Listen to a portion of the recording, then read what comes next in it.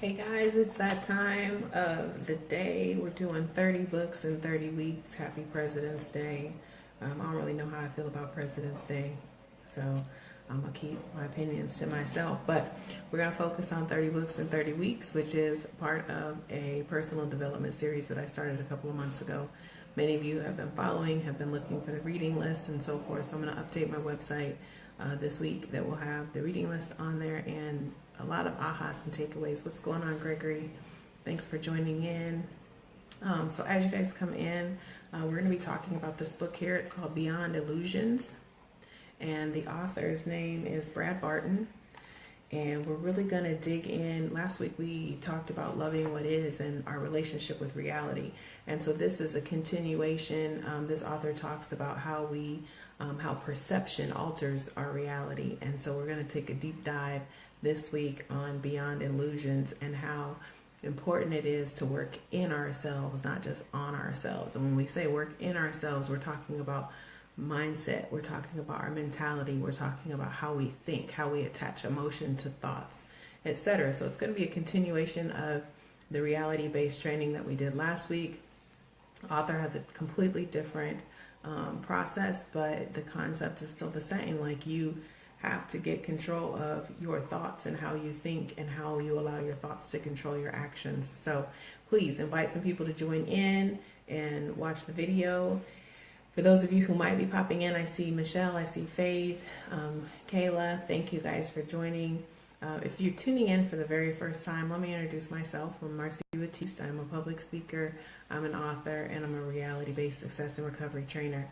I have a company called Bankable Success Advisors, where I specialize in curing emotional bankruptcy.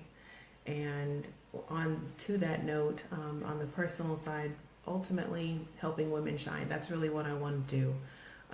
Helping them discover and then embrace their star power. It's so important. And when we talk about these, going beyond the illusions, working in ourselves and not on ourselves, that is all key components of becoming in touch with and in tune with your star power.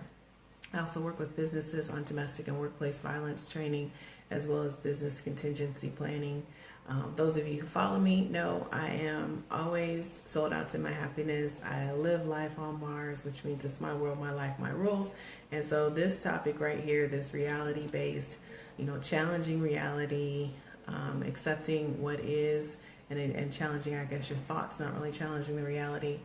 It's so important to reality-based living. It's so important to being sold out to your happiness. It changed my life when I learned these concepts. So today and this week, all this week, we're going to be talking about this book here. It's called Beyond Illusions by Brad Barton. And Brad is actually, I met Brad several years ago. There's his little word in the book, but I met Brad several years ago. He's actually a magician. And so it's interesting that a magician would write a book about not being fooled, not falling for an altered perception and altered reality, because ultimately that's what magicians serve up, is an alternative reality. They rely, their success relies on your ability to be deceived, to be distracted, to be have your mind controlled and wandered off into something else while something else is going on. It allows them to convince you that magic is happening when in reality it's simply just an illusion. And so what I love, one of the things that I loved when I first met Brad was in the very beginning of the book. I'm big on definitions. And so he has a definition included in here of illusion. And he said, an erroneous concept or belief, an erroneous perception of reality. And remember, this is all about staying in reality, minding your business, not your neighbor's business. Something that deceives by producing a false or misleading impression of reality. Psychology, a perception that represents what is perceived in a way different than the way it is in reality. And so many times, so much of our emotions and so much of our pain and our suffering it stems from our perception. It is not our reality that's causing us pain. It's the thoughts that we attach to it, and it is how we perceive situations. And so, for instance, he gives an example in the book of this lady who goes into the store, and she's there to buy pants for work or whatever. So there's a set kind of pants and fabric, whatever she has to buy. So So she tries the pants on. The pants they look horrendous on her. They make her look fat in her mind. And so she tells herself this story about how awful these pants look and how she probably needs to like have like weight loss surgery or liposuction or something. And, you know, so then, but she has to buy the pants because they're for her job. So she gathers up her purchase with her tight little black pants, and she walks up to the cash register, and it's the holiday season, long line, tons of people hustling and bustling about. And as she stood in this line, she watched all of the various shoppers, and for each person that passed her by, she made up a story in her mind. So one lady, the lady in front of her, he says she was buying a jacket for her granddaughter. And so the store clerk holds up this jacket, and it's like a little bitty size 2, size 3 jacket. And so the lady makes up a story in her mind about what this granddaughter must look like.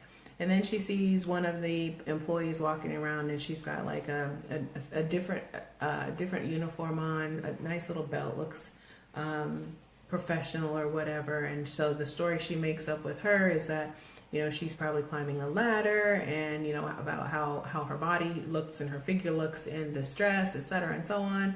And then she continues to do this with multiple people. Just as she's about to get up to the cash register, the clerk shuts down her register and says, Joe is going to help you as soon as he gets his cash register open. Well, Joe happens to be nice looking, handsome, dark eyes, attractive young man, and all she can think is, I'm sitting here with these freaking fat pants, and this guy is going to help me. And so she starts fumbling around in her purse looking for something to do while he's opening up his cash register. As he gets ready, he says, ma'am, I can help you over here. I'm so sorry about your weight. She perceived it, so she drops the pants, runs out of the store screaming, oh my God, oh my God, oh my God, gets home and realizes, oh, he didn't mean weight, W-E-I-G-H-T, he meant W-A-I-T. I'm sorry you had to wait 20 minutes in this line. But what she heard, because of the story she had attached as a result of her image in this mirror with these pants on, was that everybody was focusing on her weight, W-E-I-G-H-T. And so that's what, I mean, I just love that story because it's a perfect example of how we can convince ourselves of absolutely anything. And so being in control of how we deal with perception and how we think about the reality is so, so important. You know, and that the work that we do in ourselves is way more significant than the work that we do on ourselves.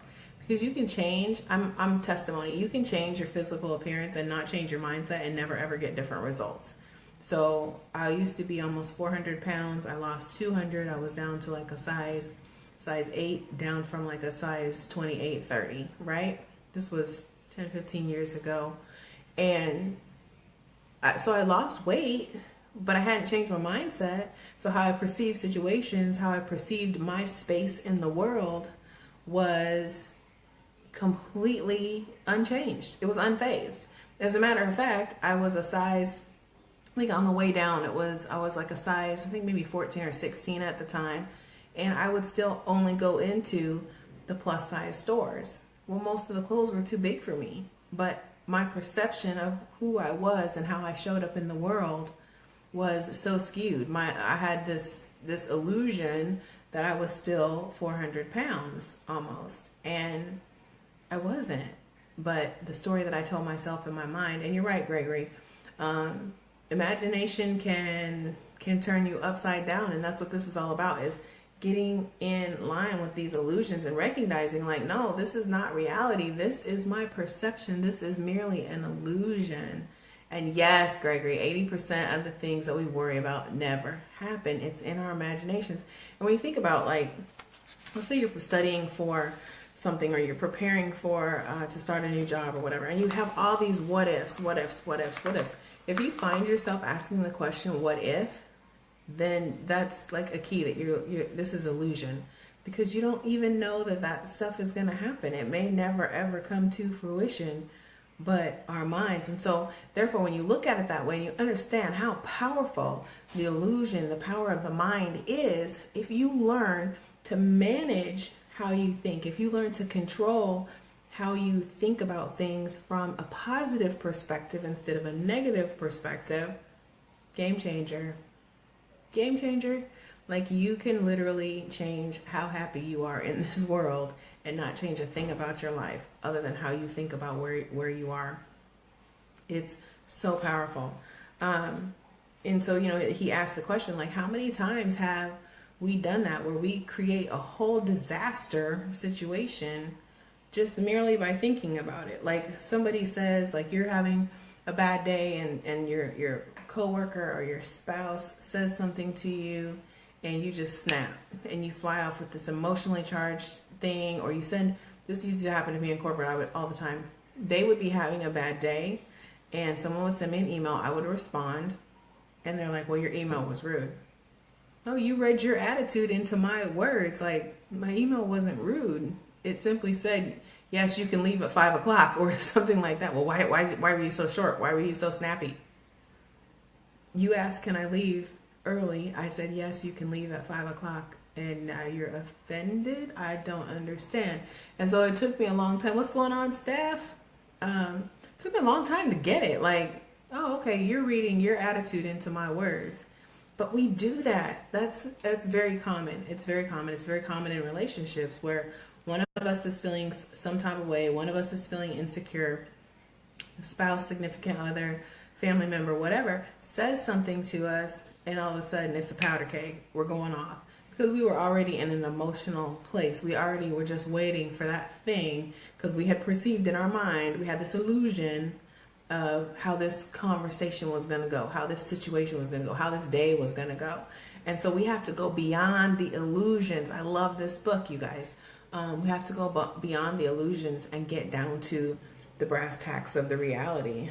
And I was thinking from my personal experiences, when in 2012, the day that I was assaulted by my ex, this was a perfect example of the power of illusion, because he had convinced himself that when I went out of town, I